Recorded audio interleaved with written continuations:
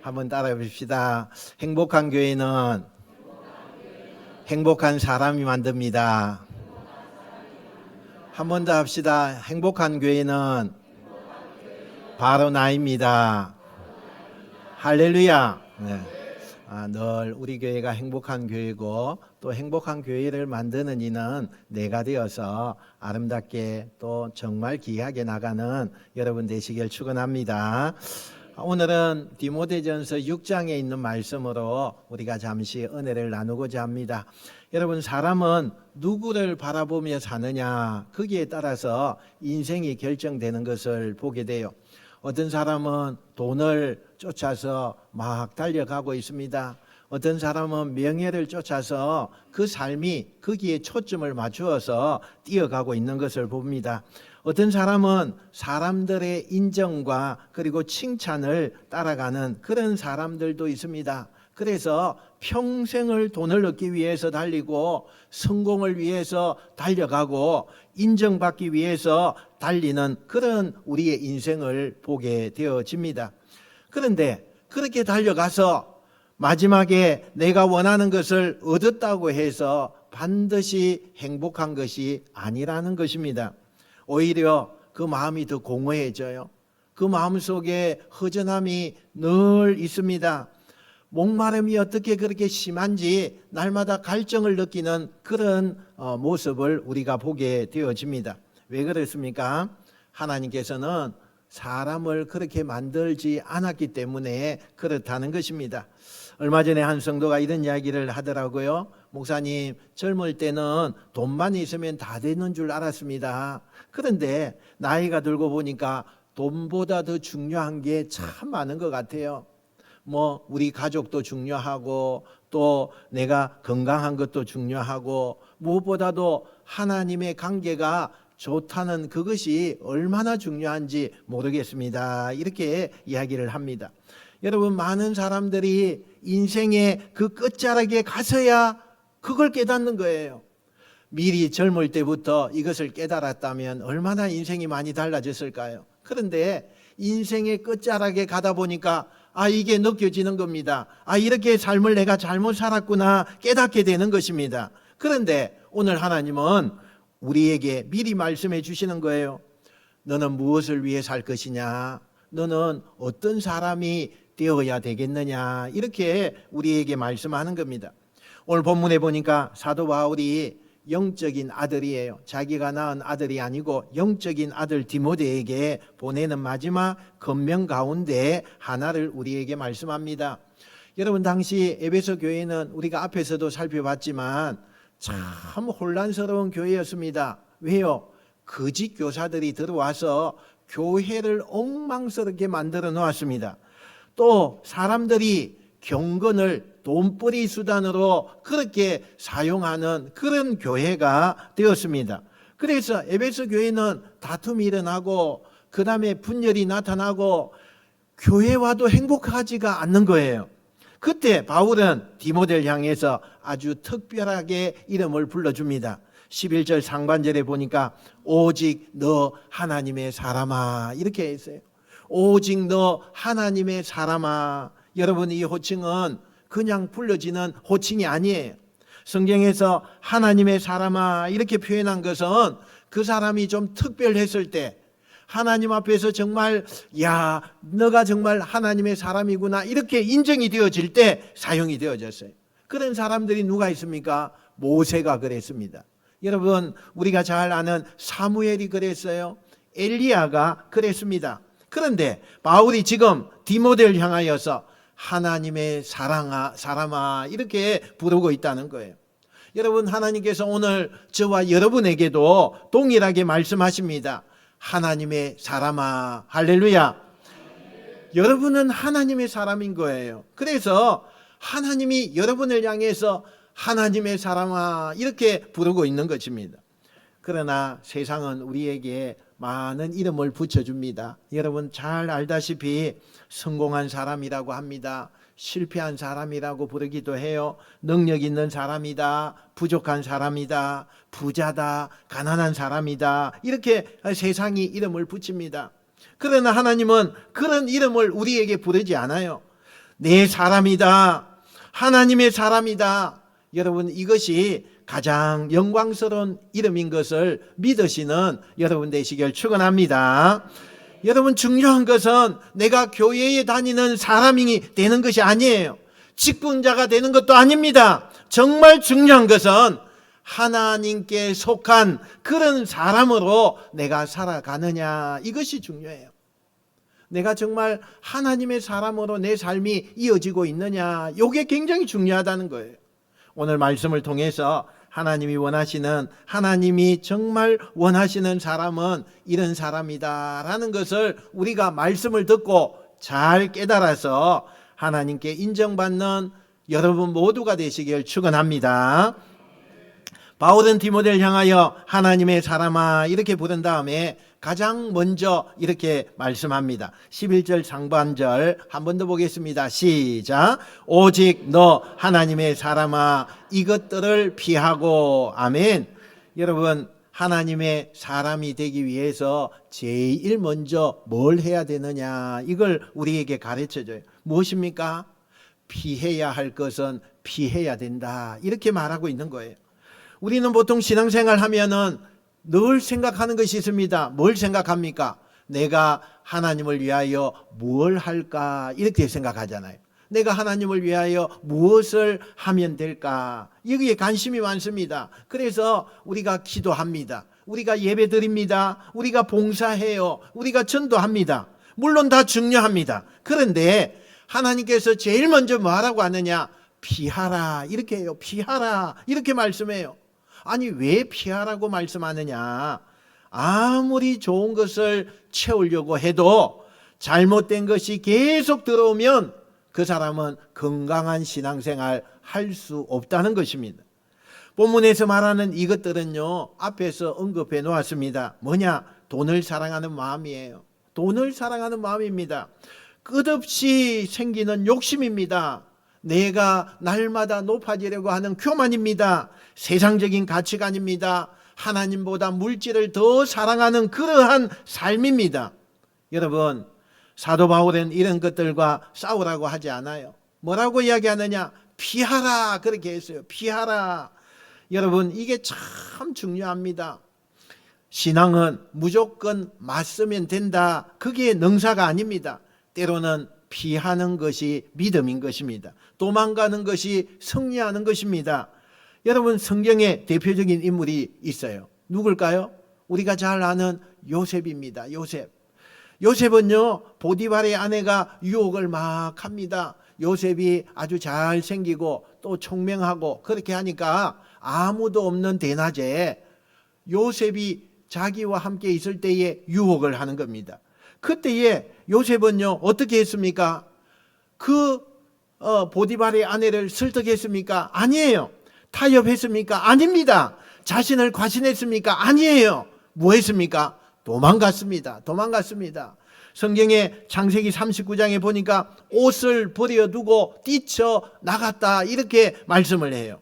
여러분, 세상 사람들은 이것을 보고 야, 비겁하다, 왜 도망을 갔느냐, 이렇게 말할 수 있습니다. 하지만 하나님은 그것을 믿음이다라고 말씀하고 있는 거예요. 왜냐하면 요셉은 자기의 힘보다 하나님의 거룩함을 더 중요하게 생각했기 때문인 것입니다. 여러분, 우리가 넘어지는 이유가 뭘까요? 우리가 세상에서 자꾸 넘어져요. 신앙생활 한다고 하면서도 계속 넘어져요. 죄가 강해서 우리가 넘어지는 것입니까? 아닙니다. 여러분, 내가 강하다고 착각하기 때문에 넘어지는 거예요. 나는 괜찮아. 이 정도는 내가 할 수 있어. 난 이거 이길 수 있어. 이 정도 문제 없잖아. 바로 그 순간에 가장 위험한 순간이 되는 것입니다. 사단은 강한 사람을 무너뜨리는 그런 것이 아니에요. 방심하고 있는 사람에게 찾아가서 무너뜨리는 것입니다. 여러분, 교만한 사람을 찾아가서 넘어뜨리는 것입니다. 경계심을 잃어버리는 사람을 찾아가서 넘어뜨립니다. 그래서 하나님의 사람은요, 자신을 늘 살펴야 돼요.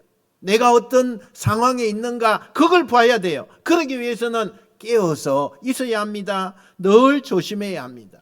여러분 조심하십시오. 할렐루야. 경계하십시오. 할렐루야. 여러분 피하십시오. 이게요 하나님의 사람이 가장 원하는 영적 지혜라는 것을 여러분 믿으시길 축원합니다. 여러분 오늘날 우리 주변에도 피해야 할 것이 얼마나 많은지 몰라요. 내가 맞서서 싸워야 할 부분도 있지만 세상에 살면서 피해야 할 것이 얼마나 많은지 몰라요. 눈을 뜨면요 욕심을 부추기는 세상이 우리 앞에 딱 서 있습니다. 비교하게 만드는 세상이요 우리를 유혹해요. 그뿐만 아니에요. 날마다 입을 열면 불평하게 만드는 세상이 우리 앞에 딱 서 있습니다. 신앙이 식어지게 만듭니다. 그런 유혹들이요 우리 앞에서 서서 하염없이 유혹하고 있습니다. 그런데 많은 사람들이 그것을 가까이 하면서도 늘 말해요. 괜찮다. 난 이길 수 있어. 나 이거 얼마든지 이겨내. 이렇게 말하고 있다는 거예요. 여러분 하지만 우리가 좀 생각해 봐요. 여러분이 불 가까이에 있으면 어때요? 결국에는 뜨거워지는 것입니다. 물 가까이에 있으면 어떻게 되죠? 옷에 물이 적셔지는 것입니다. 여러분 재 가까이에 있으면 결국에는 그 재의 영향력을 받게 돼요. 영향력을 받게 되는 거예요. 그래서 믿음의 사람은 자신이 머무는 자리를 알아야 돼요. 보아야 될 것이 뭔지, 보지 말아야 될 것이 뭔지 알아야 돼요. 내가 가까이 할 사람이 누군지, 내가 멀리 해야 할 사람이 누군지 여러분 이걸 알아야 됩니다. 이것이 거룩함이에요. 거룩함인 것입니다. 우리도 우리 앞에서 수많은 선택을 합니다. 세상은요 우리에게 다가와서 속삭여요. 타협해라, 타협해라. 여러분 세상은 자꾸 우리 앞에 와서 괜찮아, 괜찮아. 이거 정도는 해도 돼, 괜찮아. 세상은요 다 그렇게 산다고 말해요. 야 남들도 다 그렇게 살아. 저기 봐봐 저 장로님이시잖아. 장로님도 저렇게 사는데 내가 뭐 장로님이 저렇게 살면 우리도 살아도 돼. 괜찮아. 그러면서 그렇게 산다고 이야기합니다. 그러나 하나님의 사람은 다르게 살아야 돼요. 다르게 살아야 합니다. 여러분 거절할 것이 있으면 거절하셔야 돼요. 여러분 그곳에서 내가 피해야 될 거 있으면 피해야 됩니다. 내가 떠나야 될 곳이 있으면 떠나야 돼요. 내가 하나님과 더 가까이 할 장소로 나가야 하는 것입니다. 그럴 때 하나님께서 우리의 믿음을 지켜주실 줄로 믿습니다. 여러분 세상 속에 살지만 세상에 물들지 않는 하나님의 사람으로 서는 거 이거 연습 많이 하셔야 됩니다. 내가 세상에 물들지 않고 하나님의 사람으로 살아가는 거 해내셔야 합니다. 그러기 위해서는 조그마한 죄도 가볍게 여기면 안 돼요. 하나님이 하지 말라고 하는데 그 죄를 여러분이 가볍게 절대 여기면 안 돼요. 거룩함이라고 하는 하나님의 성품을 내 마음에 담고 그 거룩함을 위하여서 여러분이 부지런히 나아가셔야 돼요. 여러분 하나님이 기뻐하는 삶이 뭔가 그걸 날마다 생각하면서 작은 일부터 하나님이 기쁨이 되는 복된 성도가 되시기를 주님의 이름으로 축원드립니다. 바울은 디모데에게 이것들 피하라 이렇게 말씀한 후에요 곧바로 또 하나의 명령을 줍니다. 11절 하반절 우리 한번 볼까요? 자 시작. 의와 경건과 믿음과 사랑과 인내와 온유를 따르며. 아멘. 여러분 신앙은 어떤 단순한 무엇을 하지 않는 것으로 완성된다 아니라는 거예요. 아 내가 도망가야지 거기에 끝나면 안 된다는 거예요. 여러분 죄를 피하는 것도 굉장히 중요하지만 더 중요한 것은 하나님께서 기뻐하시는 일이 뭔가 그걸 적극적으로 내가 추구해야 된다는 거예요. 여러분 빈집이 그대로 두면은 뭐가 많이 쌓일까요? 먼지가 여러분 정말 많이 쌓여요. 여러분이 집을 비우고 어디 여행을 한번 갔다고 온다 생각해 봅시다. 한 2주 동안 여행을 다녀왔어요. 아 집에 들어오니까 제일 먼저 코에 냄새 나는 게 뭘까요? 먼지 냄새가 많이 나요. 먼지 냄새. 여러분 먼지가 수두룩하게 쌓여 있는 거 혹시 보셨어요? 빈집을 그대로 두면요 먼지가 쌓여요. 죄를 버린 자에게도요 하나님께서 하나님의 그 성품으로 채우지 않으면 결국에는 세상 것들이 들어와서 그 모든 자리에 차지하고 있어요. 여러분, 결국에는 세상 것이 들어오면 세상의 삶으로 나아가게 되는 거예요. 그래서 바울은 6가지 말합니다. 의와 경건과 믿음과 사랑과 인내와 온유를 따라라, 이렇게 말해요. 여러분, 이게 단순히 어떤 덕목의 나열입니까? 아닙니다. 하나님의 사람에게 나타나야 할 예수님의 성품을 우리에게 지금 말씀하고 있는 것입니다. 여러분, 하나님은 우리에게 성공한 사람이 되라 이렇게 말씀하기 전에 하나님을 닮아가는 사람이 되라 이렇게 말을 한다는 거예요. 그런데 세상은요, 정반대입니다. 하나님을 닮아가는 것을 정반대로 말하고 있어요. 세상은 무엇을 가졌느냐, 이걸 보는 거예요. 세상은 뭘 가졌느냐, 야, 너 귀한 거 가졌네, 이걸 최고로 여겨요. 세상은요, 얼마나 네가 돈을 많이 벌었느냐, 이걸 보는 거예요. 얼마나 당신이 유명한 사람이냐, 이걸 보는 거예요. 얼마나 사람들에게 인정을 받고 있느냐, 요걸 지금 보고 평가하는 거예요. 그러나 하나님은 무엇을 보십니까?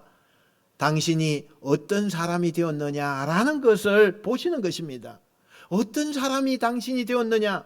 여러분, 하나님은 우리의 통장의 잔고보다요, 마음의 상태를 보시는 거예요. 아, 나는 통장에 많은 잔고가 있기 때문에 나는 행복해. 아니에요. 하나님은요, 그걸 보지 않아요. 마음의 상태를 보고 있는 것입니다. 직함을 보는 거 아닙니다. 성품을 보는 거예요. 능력을 보느냐? 아니에요. 믿음을 보는 거예요. 하나님은 믿음을 보세요. 그래서 하나님의 사람은 먼저 내가 존재하는 이 존재 자체가 변화되는 것을 추구하는 거예요. 요즘에 우리 피택자들이 교육을 받아요. 여러분, 교육을 받으면서 많은 그런 것이 깨달음이 올 때가 있어요. 참 평소에는 이런 거 잘 몰랐는데 하나님을 섬기는 것이 이런 거구나라는 것이 깨달아질 때가 있어요. 그러면 어떻게 돼야 될까요? 아, 깨달아지는 것에 맞춰지면 안 돼요. 반드시 뭐 하느냐? 그것을 하는 이유가 뭐예요? 내가 내 존재 자체를 변화시키는 거예요. 말로만 되는 것이 아니고 변화가 돼야 돼요. 변화가 돼야 되는 거예요. 하나님이요, 먼저 하나님의 사람은 내 존재 자체를 변화시켜야 된다, 이걸 추구해야 돼요.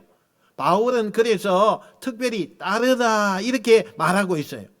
여러분, 이 따르다라는 말은 원어에 보니까 계속해서 추구해라 라는 뜻이에요.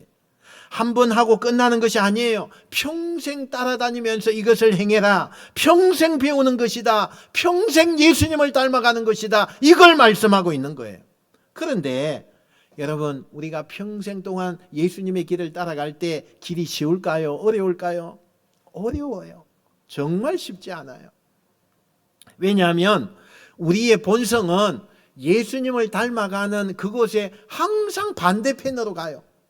우리의 그 마음이요, 자꾸 하나님을 닮아가는데 적극적으로 나가는 것이 아니라 정반대의 모습으로 계속 가기를 원하고 있는 거예요. 틈만 나면 하나님의 형상을 닮아가는 그 모습에서 벗어나려고 해요. 틈만 나면 조금만 마음을 내가 좀 편하게 가지면 당장 죄악의 길에 서서 그걸 즐기고 있어요. 그런 모습 여러분 보지 않나요? 우리 봅시다. 누군가가 나를 공격해요. 그러면 하나님의 본성을 닮아가는 사람은요, 사랑이 나타나야 돼요. 그런데 뭐가 나타나죠? 저 사람이 미워지는 거예요. 그게 그냥 정상적인 내 마음처럼 여겨지는 거예요. 억울한 일을 당하면 여러분 온유해야 되잖아요. 근데 어떻게 해요? 분노가 먼저 올라와요. 분노가 올라옵니다. 기다려야 할 때 여러분 보세요. 인내보다는 뭐 해야 돼요? 조급함이 먼저 올라오는 거예요. 이게 뭐예요? 하나님의 성품을 닮아가는 것에 적극적인 것이 아니라 그 반대의 모습으로 내가 그냥 마음만 조금 편하게 가지면 그게 일어나는 거예요. 그래서 어떻게 되죠? 세상 사람들과 똑같아요. 사단의 종에 끌려서 막 걸어가는 그런 삶이 되고 만다는 것입니다. 그래서 우리는 날마다 성령의 도우심을 받아야 하는 것입니다. 할렐루야. 몇 해 전에 한 성도가 찾아와서 이런 고백을 했어요. 목사님, 예전에는 사람을 용서하지 못했습니다. 그런데 내가 참 그 사람만 생각해도 말씀은 용서하라고 하는데 용서가 안 되는 거예요. 용서가. 그 사람만 생각하면 화가 나요. 화가 나서 견딜 수가 없는 거예요. 그런데 기도하는 가운데 예수님이 나를 용서했다는 그것이 마음에 확 와닿았다는 거예요. 예수님이 나 같은 죄인을 용서했구나, 생명을 버리시기까지 나를 용서했구나, 이것이 마음에 확 오더라는 거예요. 그런데 그 이후부터 내 마음이 조금씩 바뀌기 시작하는 거예요. 그 사람을 생각할 때 화가 치밀어 올랐는데 이제는 내가 용서해야 되겠다, 이런 생각이 들더라는 거예요. 여러분, 신앙생활이에요. 이것이 바로 은혜입니다. 억지로 참고 하는 것이 아니에요. 하나님의 사랑을 경험하니까 사랑할 수 있게 되더라는 거예요. 할렐루야. 내가 변화가 되는 거예요. 내가 성숙해지는 거예요. 하나님의 사람으로 점점 변화되어 가더라는 것입니다. 여러분, 신앙생활의 목표는 교회에 오래 다니는 거, 그게 목표가 아닙니다. 직분을 많이 받는 거 아니에요. 예수님을 얼마나 닮아가느냐, 내가 예수님처럼 얼마나 예수님처럼 생각하고, 내가 예수님처럼 행동하고, 내가 예수님처럼 내가 그 성품으로 나가느냐, 이게 중요해. 이게 신앙생활이에요. 여러분, 우리가 신앙생활 한다고요 계속 보지만 이런 성품이 나타나지 않으면 여러분, 그 사람은 100년을 신앙생활 한다고 해도 다 헛것이 된다는 거예요. 사랑하는 여러분, 세상 속에서 예수님의 향기를 드러내는 거, 그게 하나님의 사랑으로 살아가는 그런 성품입니다. 여러분, 내가 예수님의 성품으로 복음을 전하고 내가 예수님의 성품을 가지고 삶을 살아갈 때에 그게 복된 성도가 되는 거예요. 그게 하나님의 인도하심의 역사가 일어나고 기적이 나타나게 되는 거예요. 그런 성도가 여러분이 되시기를 주님의 이름으로 축원드립니다. 바울은 추구해야 할 것을 말한 다음에 마지막으로 아주 강력한 명령을 우리에게 해줍니다. 12절 말씀 한번 읽어볼까요? 12절입니다. 자, 시작. 믿음의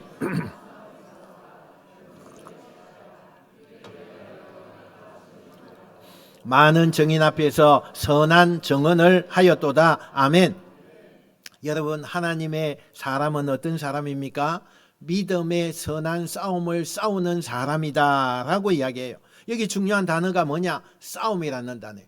우리는 싸움하면 좀 싫잖아요. 근데 선한 싸움, 이 싸움이라는 단어가 이곳에 굉장히 중요합니다.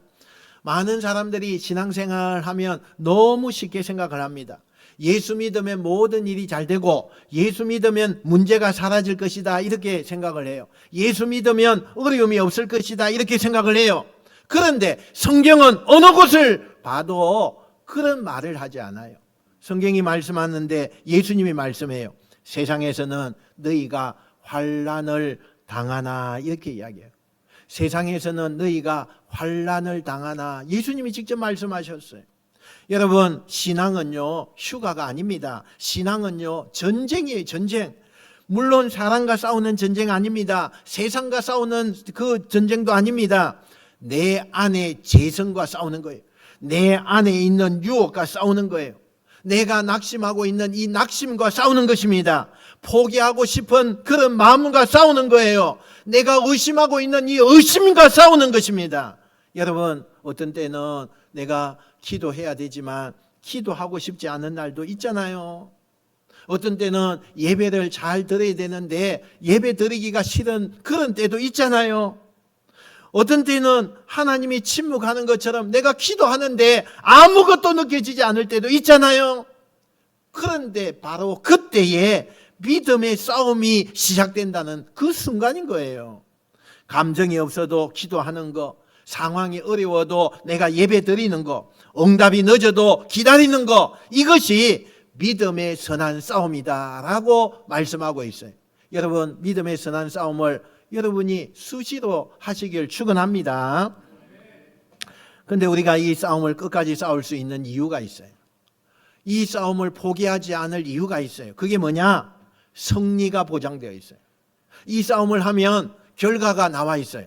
너가 승리했다, 이 결과가 있어요. 여러분, 보통 전쟁을 하면 결과를 알지 못해요. 그래서 정말 어려워요. 이 전쟁이 우리가 승리할 것인지 우리가 질 것인지, 지면 어떻게 될 것인지, 이런 걱정이 쌓일 수가 있어요. 근데 우리가 믿음의 선한 싸움을 할 때는 결과가 나타납니다. 그 결과가 뭐냐? 내가 승리하는 거예요. 내가 승리하는 거예요. 왜요? 여러분, 믿음의 싸움은 달라요. 이미 예수님께서 십자가와 부활로 승리하셨습니다. 할렐루야. 우리는 그 승리 안에서 싸움을 하는 거예요. 그러니 우리가 싸움을 하다가 넘어질 수 있습니다. 그러나 망하지 않는 거예요. 우리가 싸우다 보니까 실패할 수 있어요. 실패합니다. 그러나 여러분, 그 실패에서 끝나지 않는 것입니다. 왜냐하면 하나님께서 붙들고 계시기 때문입니다. 할렐루야. 하나님이 붙들고 계세요. 여러분, 그러므로 우리가 싸움하는데, 선한 싸움을 하는데 두려워할 필요 없습니다. 하나님이 그 결과는 승리로 보장하고 있기 때문에 열심히 싸우기만 하면 되는 것입니다. 또 본문 13절부터 16절에 보니까 바울은 디모데의 시선을 하나님께로 돌리는 것을 보게 돼요. 하나님은 만물에게 생명을 주시는 분이시다. 예수님은 본디오 빌라도 앞에서 선한 정언을 하시는 분이시다. 그리고 하나님은 복되시고 유일하신 주권자이시다. 만왕의 왕이시며 만주의 주가 되신다라고 말씀해요. 여러분, 바울은 왜 갑자기 하나님의 위대하심을 싸움한다는 말 뒤에다가 이렇게 이어서 이야기했습니까? 믿음의 싸움은 내 능력으로 하는 것이 아니라는 거예요. 내가 싸우고 있지만 내 힘으로 내가 싸우는 것이 아니라는 거예요. 그러므로 누구를 바라봐야 되느냐? 하나님을 바라보고 싸워야 합니다. 여러분, 하나님을 바라보면 여러분 힘이 생깁니다. 할렐루야. 하나님을 바라보면 여러분이 다시 넘어져도 일어설 수가 있는 것입니다. 그런데 반대로 문제만 바라보면 어떻게 될까요? 내 마음속에 두려움이 커집니다. 사람을 바라보면 어떻게 될까요? 실망이 크게 되어집니다. 자신을 바라보면 어떻게 될까요? 한계가 보입니다. 한계. 나는 할 수 없구나. 한계가 보여요. 그러나 하나님을 바라보면 소망이 생깁니다. 할렐루야. 하나님을 바라보면 용기가 생깁니다. 할렐루야. 하나님을 바라보면 다시 걸어갈 힘이 생기는 것입니다. 여러분, 얼마나 놀라운 일인지 몰라요. 나를 바라보면 계속 절망이에요. 그러나 하나님을 바라보면 그때부터 힘이 생기고 절망에서 그 희망이 생기고 하나님을 바라보니까 내가 정말 할 수 있는 용기가 생기더라는 거예요. 여러분, 신앙생활 오래 하다 보면 우리가 지치잖아요. 지쳐요. 기도해도 변화가 없는 것처럼 보일 때가 있잖아요. 가정의 문제 때문에 눈물을 흘릴 때가 있잖아요. 내 건강의 문제 때문에 빨간 신호가 왔어요. 그러니 얼마나 힘들어요. 굉장히 힘듭니다. 자녀 문제 때문에 밤잠을 이루지 못하는 그런 시간들이 우리 가운데 있어요. 그러나 그때마다 기억하세요. 하나님은 여전히 왕이십니다. 할렐루야. 하나님은 여전히 주권자이십니다. 할렐루야. 하나님은 여전히 일하고 계십니다. 할렐루야. 보이지 않아요. 그러나 하나님은 일하십니다. 침묵하는 것 같아요. 그러나 아니에요. 하나님이 일하고 계십니다. 조금 늦게 우리에게 나타나실 분이에요. 그러나 멈추신 적이 한 번도 없습니다. 한 번도 없어요. 오늘도 여러분 선한 싸움을 포기하지 마시기 바랍니다. 하나님께서 여러분의 싸움을 하고 있는 것을 알고 계십니다. 여러분이 그 싸움할 때에 힘들어서 눈물 흘리는 거 하나님이 보고 계시는 것입니다.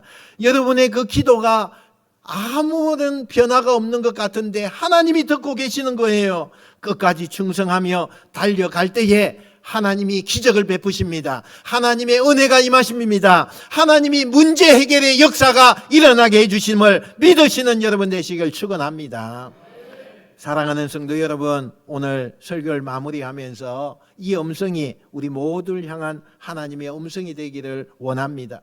하나님의 사람아, 내 사랑하는 사람아, 내가 붙들고 있는 사람아, 이 주인공이 여러분이 되시길 축원합니다. 세상은 우리에게 수없는 이름표를 붙여줍니다. 성공한 사람이라고도 합니다. 실패한 사람이라고도 합니다. 능력 있는 사람이라고도 합니다. 부족한 사람이라고도 해요. 그러나 하나님은 우리를 향해서 부르시는 이름이 단 하나입니다. 하나님의 사람아. 할렐루야. 하나님의 사람아. 이보다 더 아름다운 이름이 없어요. 이보다 더 영광스러운 이름이 없는 것입니다. 오늘 하나님께서 우리를 향해서 부르십니다. 하나님의 사람아. 우리 한번 따라합시다. 하나님의 사람아. 그 부르심에 믿음으로 응답하여 살아가는 복된 여러분 되시기를 주님의 이름으로 축원드립니다. 축원드립니다. 기도하겠습니다.